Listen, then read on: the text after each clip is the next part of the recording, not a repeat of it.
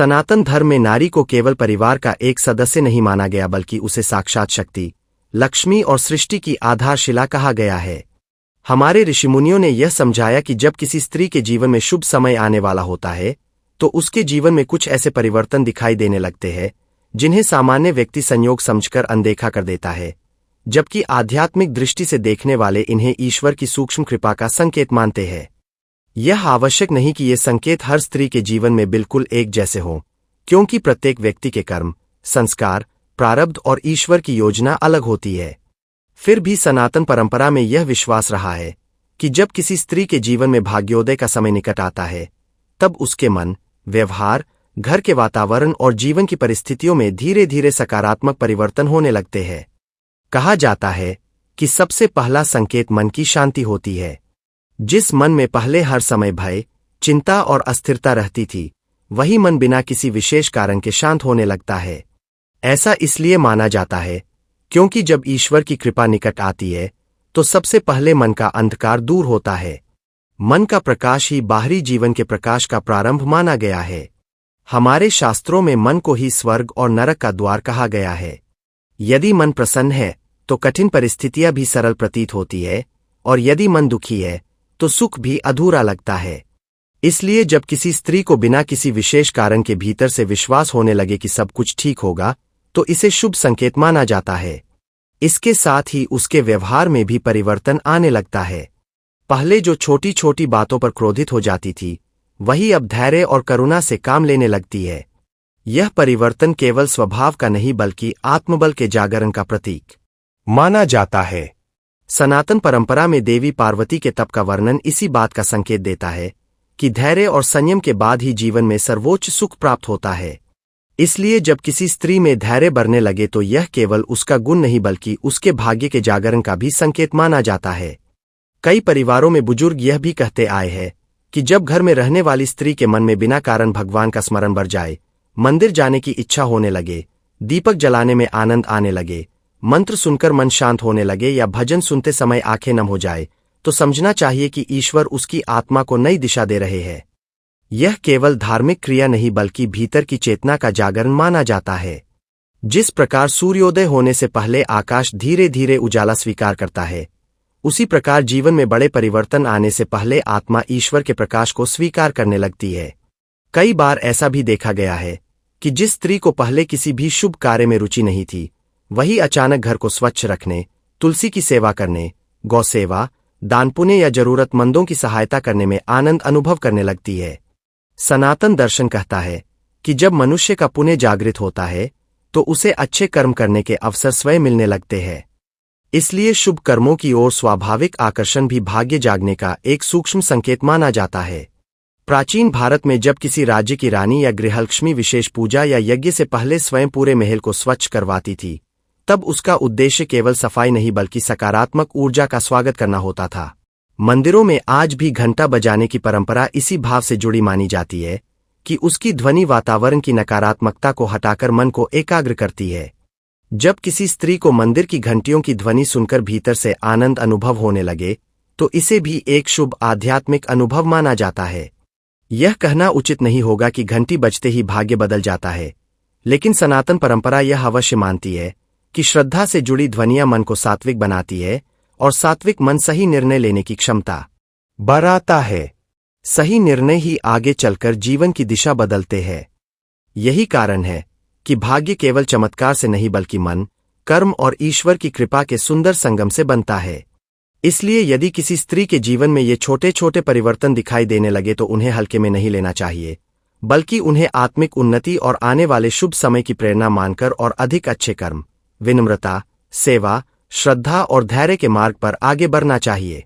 सनातन परंपरा में यह मान्यता बहुत प्राचीन समय से चली आ रही है कि जब किसी स्त्री के जीवन में ईश्वर की विशेष कृपा प्रकट होने वाली होती है, तब केवल उसके मन में ही नहीं बल्कि उसके आसपास के वातावरण में भी कुछ ऐसे परिवर्तन दिखाई देने लगते हैं जो साधारण आंखों से देखने पर सामान्य लग सकते हैं, लेकिन श्रद्धा और आध्यात्मिक दृष्टि रखने वाले लोग उन्हें शुभ संकेत मानते हैं।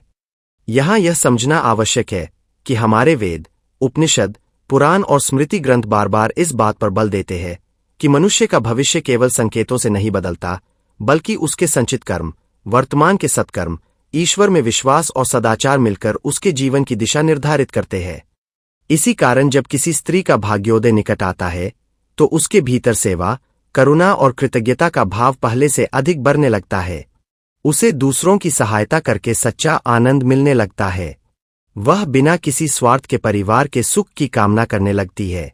कहा जाता है कि ऐसी भावना स्वयं महालक्ष्मी के गुणों का प्रतिबिंब होती है। भारत के अनेक प्राचीन मंदिरों में आज भी यह परंपरा है कि प्रातःकाल सबसे पहले मंदिर की घंटी बजाई जाती है। लोक मान्यता है कि घंटी की पवित्र ध्वनि केवल लोगों को पूजा के लिए नहीं बुलाती, बल्कि मन को एकाग्र और वातावरण को सात्विक बनाने का भी माध्यम बनती है। जब किसी स्त्री का मन इस ध्वनि को सुनकर अपने आप शांत होने लगे, जब उसे आरती की लौ को देर तक निहारने में आनंद आने लगे, जब बिना किसी आग्रह के उसके होठों पर भगवान का नाम आने लगे, तब इसे उसके भीतर जाग रही आध्यात्मिक चेतना का संकेत माना जाता है। पुराने समय में दादी नानी कहा करती थीं कि जिस घर की गृहलक्ष्मी सुबह उठते ही प्रसन्न मन से दीप जलाती है, तुलसी को जल अर्पित करती है और घर में मधुर वाणी बोलती है, वहां धीरे धीरे सुख, शांति और समृद्धि का प्रवेश होने लगता है। इसका अर्थ किसी जादुई परिवर्तन से नहीं, बल्कि इस सत्य से है कि सात्विक वातावरण अच्छे विचारों को जन्म देता है और अच्छे विचार अच्छे निर्णयों को जन्म देते हैं। यही निर्णय आगे चलकर भाग्य निर्माण का आधार बनते हैं। कई बार ऐसा भी होता है कि पहले जो कार्य बार बार रुक जाते थे, वही धीरे धीरे पूरे होने लगते हैं। जिन लोगों से वर्षों से दूरी थी, उनसे संबंध सुधरने लगते हैं। घर में छोटी छोटी खुशियां आने लगती है। मन में निराशा की जगह आशा जन्म लेने लगती है। सनातन चिंतन इसे ईश्वर की कृपा के प्रारंभिक संकेतों में गिनता है, क्योंकि जब मनुष्य का अंतःकरण बदलता है तो उसका व्यवहार बदलता है, व्यवहार बदलता है तो संबंध बदलते हैं, और संबंध बदलते हैं तो जीवन की दिशा भी बदलने लगती है। इसी कारण हमारे ऋषियों ने बार बार कहा कि वास्तविक भाग्य पहले भीतर जागता है, बाहर उसका परिणाम बाद में दिखाई देता है। कई परंपराओं में यह भी माना गया कि यदि किसी स्त्री को बार बार मंदिर जाने की प्रेरणा मिले, उसे गौ सेवा, अन्नदान, जलदान या वृद्धों की सेवा करने का अवसर मिलने लगे और वह इन कार्यों को बोझ नहीं बल्कि सौभाग्य समझकर करने लगे, तो यह उसके पुण्य के जागरण का संकेत है। इतिहास में अनेक रानियों और महान स्त्रियों का वर्णन मिलता है, जिन्होंने वैभव मिलने से पहले सेवा और धर्म का मार्ग चुना। यही कारण था कि उनका सम्मान केवल धन के कारण नहीं बल्कि उनके चरित्र के कारण हुआ। इसलिए यह समझना चाहिए कि सनातन परंपरा में भाग्य का अर्थ केवल धन प्राप्त करना नहीं है, बल्कि सम्मान, संतोष, स्वस्थ परिवार, उत्तम विचार, सच्चे संबंध और ईश्वर के प्रति अटूट विश्वास प्राप्त होना भी उतना ही बड़ा सौभाग्य माना गया है। जब किसी स्त्री के भीतर यह परिवर्तन आने लगता है कि वह दूसरों की सफलता देखकर ईर्ष्या नहीं करती बल्कि प्रसन्न होती है, जब वह कठिन परिस्थितियों में भी धैर्य नहीं छोड़ती, जब उसके शब्दों में कटुता कम और मधुरता अधिक होने लगती है, तब यह माना जाता है कि उसके भीतर देवी स्वरूप गुणों का विकास हो रहा है। और जहां देवी के गुण प्रकट होते हैं, वहां शुभता का प्रवेश अवश्य होता है। इसलिए यदि जीवन में ऐसे संकेत दिखाई दे तो उन्हें अंधविश्वास का आधार बनाकर निष्क्रिय नहीं बैठना चाहिए, बल्कि उन्हें यह संदेश समझना चाहिए कि ईश्वर ने आपको सही दिशा में चलने का अवसर दिया है।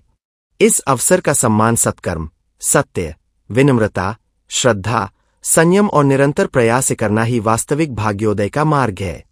जब मन, वचन और कर्म तीनों पवित्र होने लगते हैं, तभी जीवन में स्थायी सुख आता है। यही सनातन संस्कृति का सबसे गहरा संदेश है कि ईश्वर की कृपा उसी पर अधिक प्रकट होती है जो अपने आचरण को भी उसी के योग्य बनाता है। सनातन संस्कृति में यह विश्वास केवल आज का नहीं बल्कि हजारों वर्षों से चला आ रहा है कि ईश्वर जब किसी स्त्री के जीवन में नया अध्याय प्रारंभ करने वाले होते हैं, तब उसके भीतर और बाहर दोनों स्तरों पर कुछ सूक्ष्म परिवर्तन दिखाई देने लगते हैं। इन परिवर्तनों को समझने के लिए श्रद्धा, धैर्य और विवेक की आवश्यकता होती है। हमारे प्राचीन आचार्यों ने बार बार यह समझाया कि भाग्य केवल धन संपत्ति का नाम नहीं है। यदि किसी स्त्री के जीवन में सम्मान बढ़ने लगे, परिवार में प्रेम बढ़ने लगे, मन में संतोष आने लगे, निर्णय सही होने लगे, कठिन परिस्थितियों में भी उसका विश्वास भगवान से न टूटे, तो यह भी उतना ही बड़ा भाग्य है जितना भौतिक सुख। भारतीय इतिहास और सनातन परंपरा में ऐसी अनेक महान नारियों का वर्णन मिलता है जिनके जीवन में कठिनाइयां पहले आईं और सौभाग्य बाद में प्रकट हुआ। माता सीता ने वनवास, कष्ट और अनेक परीक्षाएं सहन की, लेकिन उनके धैर्य और धर्म पालन ने उन्हें युगों युगों तक आदर्श नारी का स्थान दिलाया। माता सावित्री ने अपने अटल संकल्प और पतिव्रत धर्म के बल पर मृत्यु के देवता यमराज से भी अपने पति का जीवन वापस प्राप्त किया। देवी अनसुया को उनके तप, सेवा और पवित्र आचरण के कारण देवताओं तक का सम्मान प्राप्त हुआ। इन कथाओं का संदेश यह नहीं कि जीवन में चमत्कार अवश्य होंगे, बल्कि यह है कि जब कोई स्त्री अपने भीतर सत्य, करुणा, धैर्य, सेवा और ईश्वर के प्रति अटूट विश्वास को धारण करती है, तब उसका वास्तविक भाग्य जागृत होने लगता है। इसी कारण बुजुर्ग कहा करते थे कि यदि किसी स्त्री के मन में बिना किसी स्वार्थ के दूसरों का भला करने की इच्छा बढ़ने लगे, यदि वह क्रोध की जगह क्षमा को चुनने लगे, यदि उसे किसी की पीड़ा देखकर अपने आप सहायता करने का मन हो, तो यह केवल उसके स्वभाव का परिवर्तन नहीं बल्कि उसके पुण्यों के जागरण का संकेत माना जाता है। कई पारंपरिक मान्यताओं में शुभ स्वप्नों का भी उल्लेख मिलता है, जैसे मंदिर, दीपक, स्वच्छ जल, कमल का फूल, गाय, उगता हुआ सूर्य, शांत नदी, सफेद वस्त्र या पूजा का दृश्य दिखाई देना शुभ माना गया है। यह आवश्यक नहीं कि हर स्वप्न भविष्य की भविष्यवाणी हो, क्योंकि स्वप्न कई बार मन की कल्पनाएं भी होते हैं। फिर भी सनातन परंपरा में यह माना गया है कि यदि लगातार मन सात्विक हो, जीवन संयमित हो और ऐसे शुभ स्वप्न बार बार आने लगे, तो उन्हें ईश्वर की प्रेरणा मानकर अपने आचरण को और अधिक पवित्र बनाना चाहिए। कई लोगों ने अपने जीवन में अनुभव किया है कि बड़े परिवर्तन आने से पहले उन्हें बिना कारण सकारात्मक ऊर्जा महसूस होने लगती है। पहले जहां हर कार्य में रुकावट आती थी, वहीं धीरे धीरे रास्ते खुलने लगते हैं। पुराने विवाद समाप्त होने लगते हैं, नए अवसर मिलने लगते हैं, अच्छे लोगों का साथ मिलने लगता है। यही कारण है कि सनातन दर्शन कहता है कि ईश्वर जब कृपा करते हैं तो केवल धन नहीं देते, बल्कि सही समय पर सही व्यक्ति, सही विचार और सही अवसर भी प्रदान करते हैं। यही वास्तविक सौभाग्य है। पुराने समय में राजा महाराजाओं के महलों में जब कोई शुभ कार्य होने वाला होता था, तब मंदिरों में विशेष पूजा, शंखध्वनि और घंटानाद कराया जाता था। इसका उद्देश्य केवल धार्मिक अनुष्ठान नहीं था, बल्कि पूरे वातावरण में सकारात्मकता और उत्साह का संचार करना था।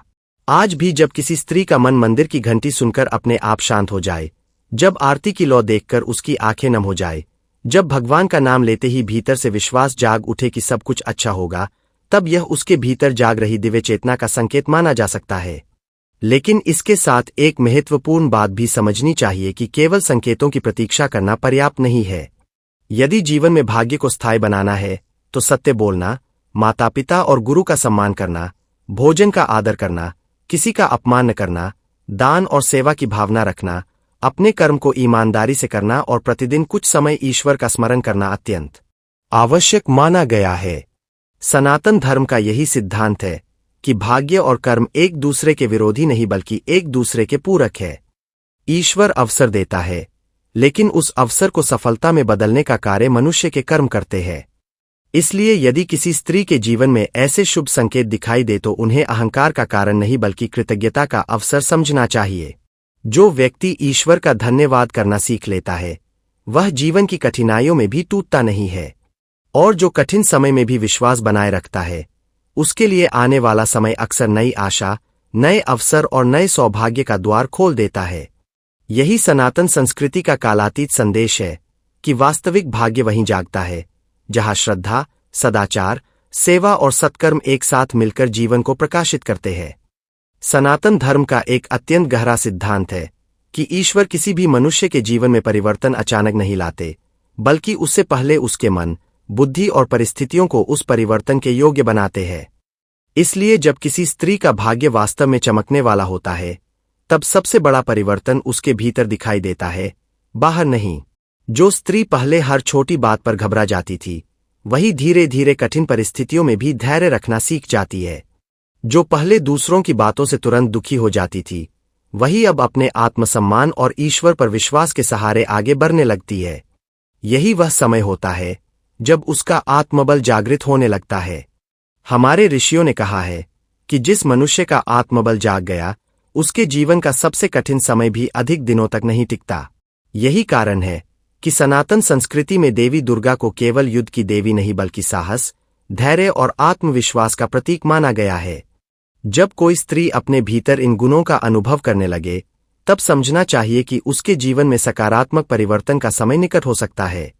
लोक परंपराओं में यह भी कहा जाता है कि जब घर की गृहलक्ष्मी प्रसन्न रहने लगे तो पूरे घर का वातावरण बदल जाता है।